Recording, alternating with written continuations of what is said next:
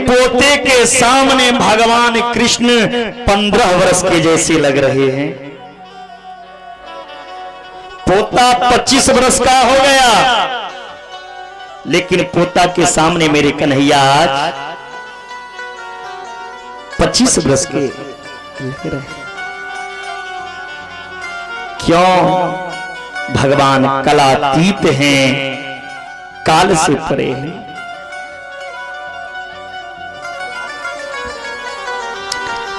एक बार नारद जी को मन में हुआ, भगवान ने तो 16,108 विवाह किए हैं, कब किन के साथ रहते होंगे? मेरे कन्हैया तो अकेले हैं, अब पत्नी 16,108। नारद जी एक एक पत्नी के घर में चेक करने के लिए चले। जहां पे नारद जी जाते थे ना, वहां पहले से भगवान मिलते थे। नारद जी जब थक गए तब रुक्मिणी जी से पूछा, हे माता, आप एक बात बताएं, मेरे कन्हैया तो अकेले हैं, पत्नी 16,108, कब किनके साथ रहते हैं? रुक्मिणी जी ने कहा, हे नारद जी, अभी भी यदि मन में संशय है तो बाकी के घर भी जाके देख लो। जितने पत्नी हैं उतने ही कृष्ण हैं। 24 घंटा हर पत्नी के साथ मेरे कन्हैया रहते हैं। इसीलिए भगवान ने जो किया वो सब सही किया। भगवान ने 16,108 विवाह करने के बाद नैष्ठिक ब्रह्मचारी कहलाए, क्योंकि ब्रह्मचर्य वो है जिसका जीवन में कभी विरज का स्खलन ना हो। मेरे कन्हैया ऐसे ब्रह्मचर्य हैं। तुम यदि 2-4 विवाह कर लोगे तो 2-4 बन सकते हो, ज्यादा से ज्यादा एक के पास तुम रहोगे, एक के पास फोटो दोगे, एक के पास वीडियो कॉल करोगे। इसलिए भगवान ने जो किया वो करने की कोशिश नहीं करना। आज के समय में नकली डुप्लीकेट भगवान भी बहुत है ना। कलयुग में डुप्लीकेट भी भगवान बहुत है। पैसा पर तो भगवान बन जाते हैं, जिसके बाद के पीछे पागल हो जाएंगे, दीवाने हो जाएंगे। आप असली भगवान को भूलता जाता है, और इस कलयुग में लोग नए भगवान बना लेते हैं, जिसका कहीं शास्त्र में उल्लेख नहीं है, जिसका कहीं नाम नहीं है। इसीलिए हम सब हिंदू को सतर्क होना चाहिए, एक होना चाहिए। जो हमारे धर्म के खिलाफ देवी देवता है उनको कभी पूजा नहीं करना चाहिए। हमारे जो राम हैं, जो कृष्ण हैं, हमें उन पर विश्वास करना चाहिए और उन्हीं के शरण में जाना चाहिए, तब हम हिंदू कहलाने योग्य हैं। हमें किसी की बहकावा में नहीं आना चाहिए, और ना हमें अपना धर्म को परिवर्तन करना चाहिए। अपना धर्म को बचाओ, तभी ये देश बचेगा, तभी ये संसार बचेगा। नहीं तो सनातन की तो मिट्टी मिलती जा रही है प्यारे। इसलिए किसी दूसरे का धर्म अपनाने की कोशिश नहीं करो। क्या तुम्हारे धर्म में नहीं है? कैसा प्रेम चाहते हो, कैसा प्यार चाहते हो, कैसा भक्त बनना चाहते हो? मेरे भगवान तो सब कुछ बनने के लिए तैयार हैं। भक्तों के लिए तुम ऐसा प्रेम करके दिखाओ तो सही। तुम दूसरे धर्म में जाओगे तो भगवान तुम्हारे बेटे बन के नहीं आएंगे, भगवान तुम्हारे नौकर बन के नहीं आएंगे। लेकिन मेरा एक सनातन धर्म ऐसा है, जिस भक्त पर भगवान रीझ जाए उस भक्त के लिए भगवान नौकर भी बन जाते हैं। इसी मिथिला में विद्यापति जी की कहानी है। भोला बाबा उगना बन के आए। नौकर बन गए। हरियाणा की एक कथा है धन्ना जाट की, जिनके घर भगवान धान काटे हैं। इस कलयुग में भी भगवान आते हैं। भगवान और कोर्ट में गवाह देने के लिए भी जाते हैं। समय नहीं है जो उतना कथा सुनाऊंगा, इसीलिए और जिसका कोई नहीं होता है। एक नरसिंह मेहता का कथा आता है। नरसिंह भगत का बेटा मर गया, पत्नी मर गया, भाई घर से निकाल दिया। जिसका कोई नहीं होता उसका भगवान होता। भगवान और उस नरसिंह का नौकर भी बना, उस नरसिंह के लिए कभी बेटा भी बन गया।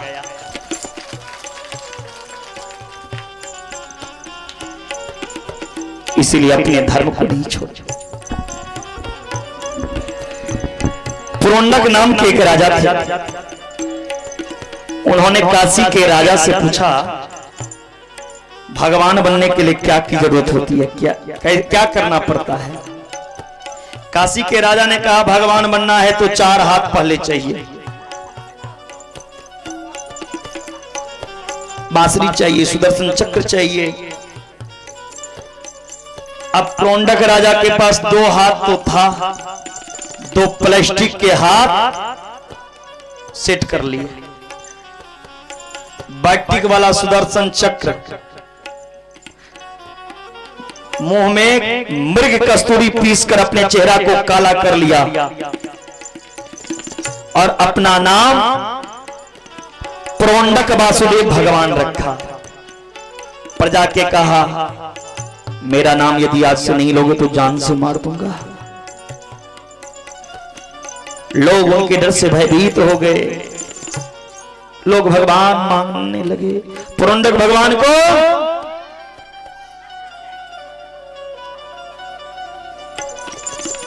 1-2% है अभी मां की कसर। डर के मारे पुरोंडक का लोग जय जयकार होने लगा। पुरोंडक ने भगवान कृष्ण को पत्र भेजा, हे कृष्ण, आपको क्या लगता है इस दुनिया में आप ही भगवान हो, दूसरा भगवान मैं हूं? यदि तुम्हारे में सामर्थ्य है तो मुझसे आकर युद्ध करो। भगवान ने पुरोंडक के पास आया। पुरोंडक का जो फेस, चेहरा भगवान ने देखा, भगवान हंसने लगे। काम कितना घटिया किया है, और चेहरा कैसा मेरा।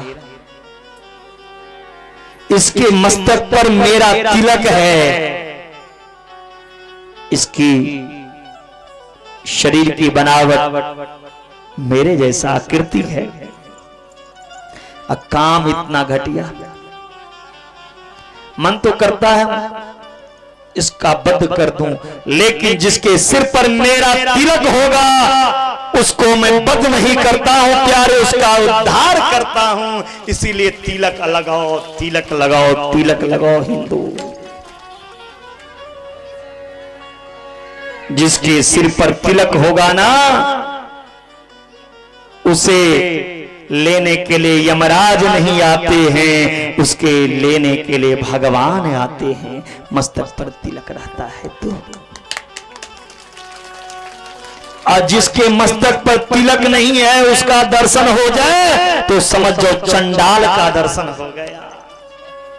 उस दिन तो भोजन मिलना भी मुश्किल।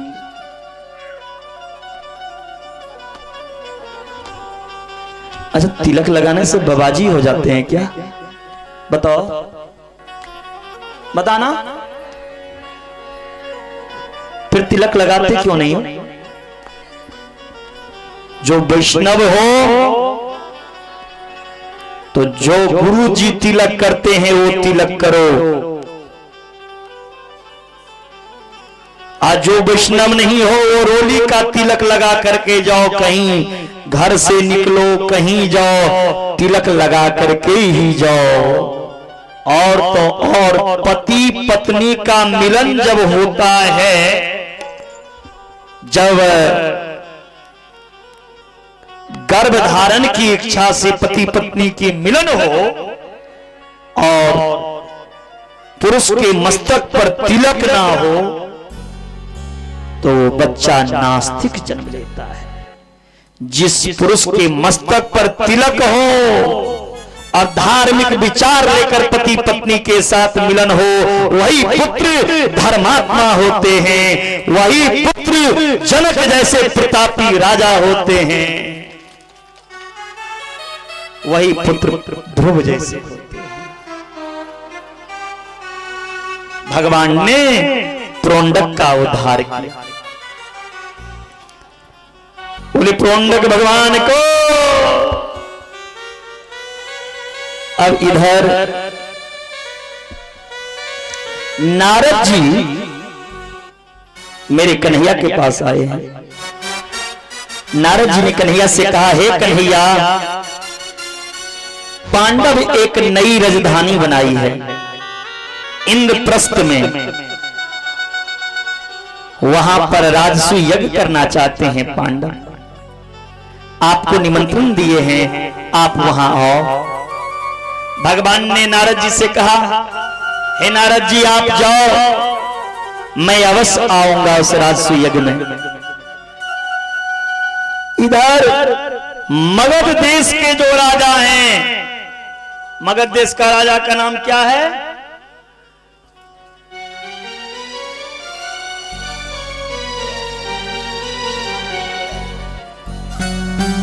एक बार मधुबन में आने से नहीं होगा प्यारे, समय समय पर मैं इनको दबा देना पड़ेगा, क्योंकि क्या, हाँ हमारे जजमान जी पहली बार ताली बजाइए, छोटे सरकार पहली बार आप जवाब दिए हैं, आपका भी पुरस्कार रखा है जजमान जी, चिंता नहीं कीजिए। लेकिन घूस वाला है, घूस वाला? ए बुड्ढो बाबा, चश्मा तोड़ के फेंक देंगे हम। हाँ वहां बैठे बैठे खेला मत किया कीजिए। मगध देश के राजा कौन है?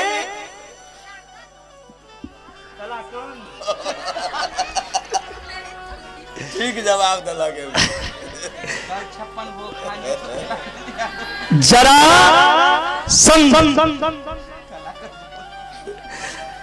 जरासंध ने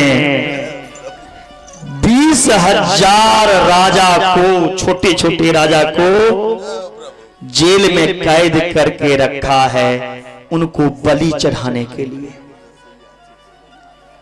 20,000 राजा को बलि देने के लिए जरासंध तैयार हो रहे हैं। तैयार हो जरासंध का ना।